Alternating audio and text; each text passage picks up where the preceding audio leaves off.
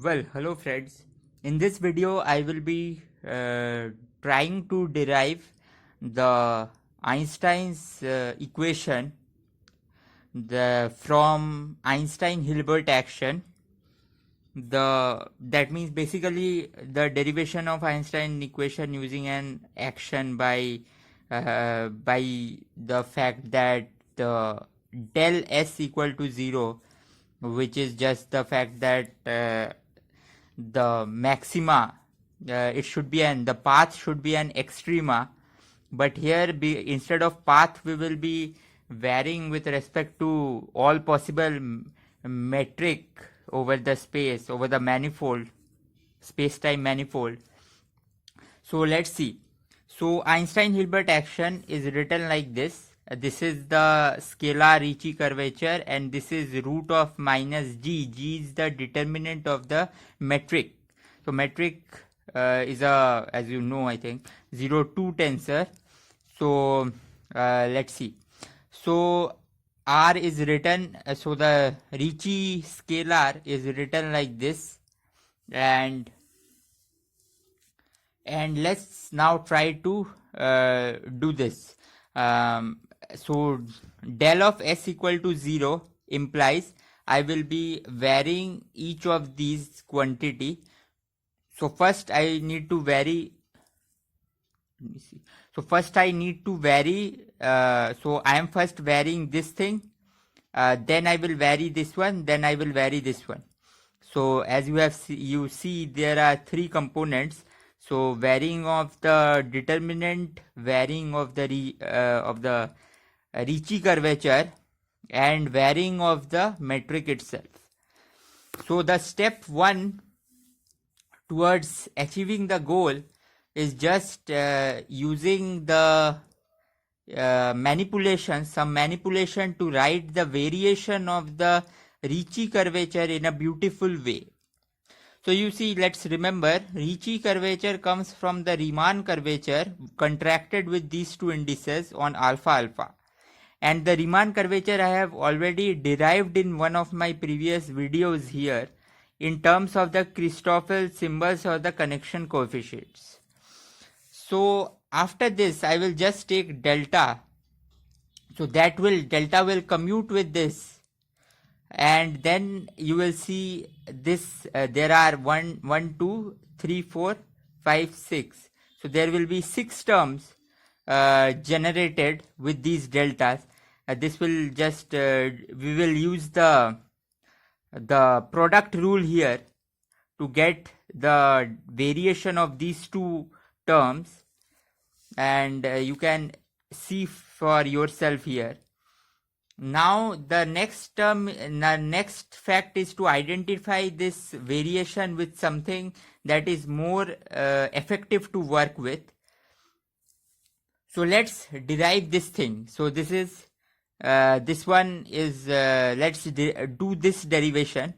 So I have already written explicitly this. There is I think so if I try, I just want to do this one.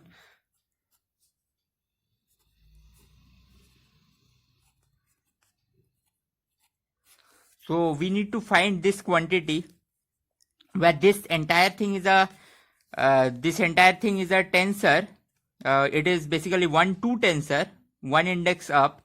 So you see, the by rule it will just be del alpha of delta tau alpha mu nu plus, for the up, summation over the for finding the up index I will use a plus, and I must use a plus, so there must be a I that I need to vary, and then there will be a I with respect to that.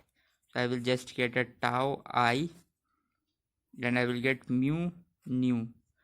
Okay, and then I will get 2 minus corresponding to each of the lower index. So I will get tau, let's see, so we will get a delta tau also, that is the thing.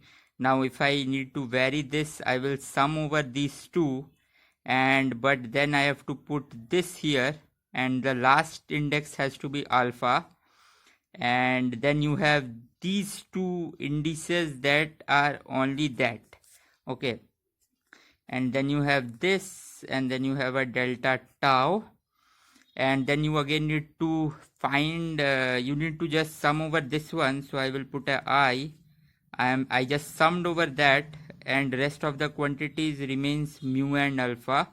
I should get a alpha here, and I am finding nu, so I will put a nu here. So this is just the rule. I just quickly derived it once more.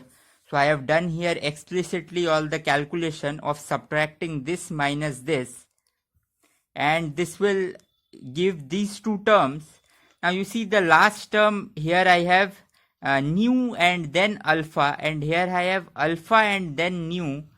But you see now in this calculation, in every GR calculation, we assume that the torsion to be absent, so the terms commutes with each other.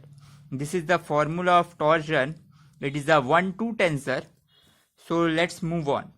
So as they commute, this last term, last two terms cancel with each other, and you will see you are again left with 6 set of terms, which is exactly the same set of terms, of delta Ricci. Of delta Ricci.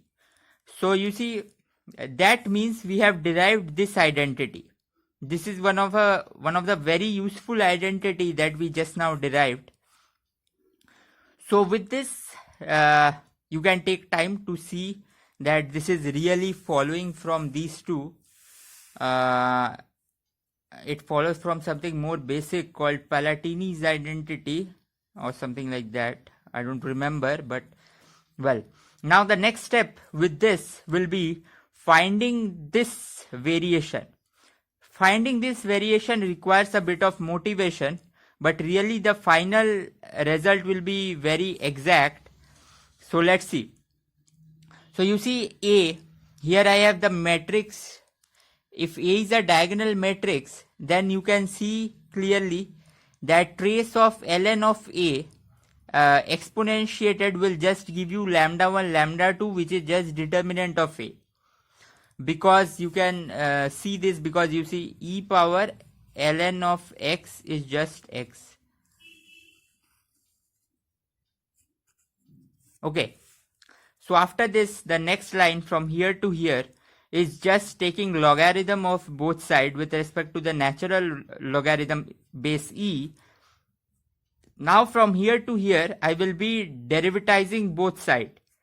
So this side will give you 1 over x del of x, and this side will give you del of determinant by determinant of A. I didn't take the derivative with respect to A here, because I don't know how to take that side like that. So, but this formula that I derive here, this relation in this line, it is pretty exact, which can also be obtained by just doing a Taylor expansion of this logarithm and finding the co-matrices of A and verifying that this truly generates the determinant. So now I just plug in, instead of A was a matrix here. So I plug in determinant of A as G, and the matrix is G alpha beta, and you see I will end up with this form. This trace is just, you see, this alpha beta, this is just G inverse, and I have taken trace by contracting the alpha beta indices. So I think this is clear. Here I have determinant, so delta G by G, and here I have G alpha beta inverse contracted to give the trace. So now the previous formula I again wrote it down. Now I need to find this term. So this term will just by basic definition, root minus x differentiation is just this thing. So this is similar to that. And now instead of delta G, I just put this what I have evaluated here. So I get here, you can check at this point, and this I can just cancel this term and this term to get a minus root G. This gives me to this line, and from this line to this line I have just lowered the indices. So I have just lowered the indices, that brings a minus sign here.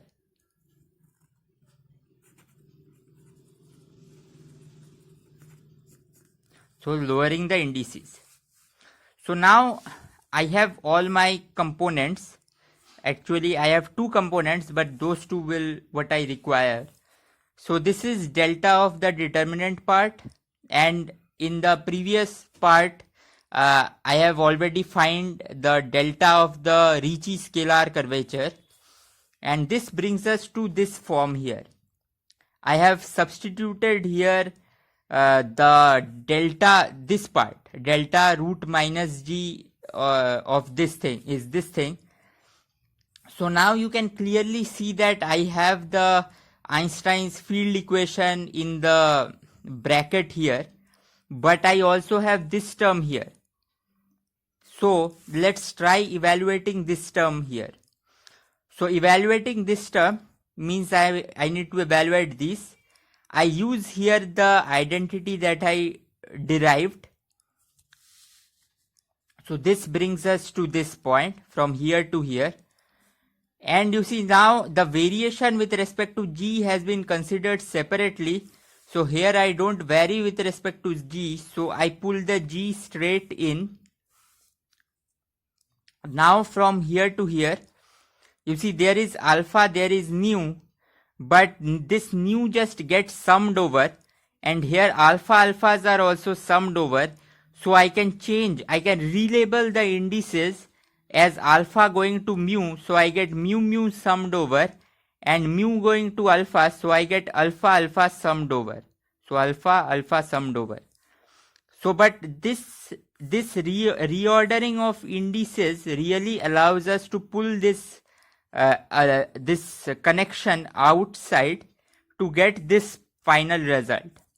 Now you see this result is very beautiful because both the indices are getting summed over. Both the indices are getting summed over, and the indices above are also getting summed over finally. So this is really a rank 1 tensor. I hope this part is clear, because you see mu nu are getting summed over in this part. So in this part mu and nu both are getting summed over. In this part also mu and nu are getting summed over. What is not getting summed over is this alpha here and this alpha here. So really I can write this entire thing in this form. Now I use Gauss's law, and or anyway in the varying of actions, the boundary terms, this when integrated give the boundary term, and the boundary term are taken to vanish at infinities. So this finally evaluates to 0. So really this entire variation is actually 0, and proving that it is 0 just follows from this thing. Now we can look back at our this formula, at our this variation that we have already done, variation of the action, and we see that this part is 0. So this part is 0, and hence our action really reduces to this part being 0. I have written here, but you see the point is this is considering all the variation of the all possible variation of the metric. So this really means that this entire thing must be 0, which brings us to the final field equation in case of vacuum. Now going from vacuum to matter field is really a matter of defining things, defining the stress momentum tensor, so which I have shown here. So delta S total will be just sum of delta of the vacuum part plus matter part. Now this is really a fancy way of writing the matter part here. You can check that I have taken grad and integrated so as to give the boundary terms and finally to give this delta, because this is just writing that x, so integral dx equal to x, indefinite integral.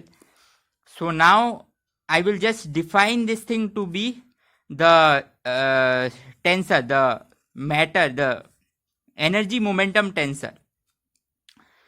So this completes the proof of finding the or deriving the Einstein field equation. So I hope it was clear. One of the important points in deriving this equation was really this identity here, this here. So I hope this is clear. Well, okay.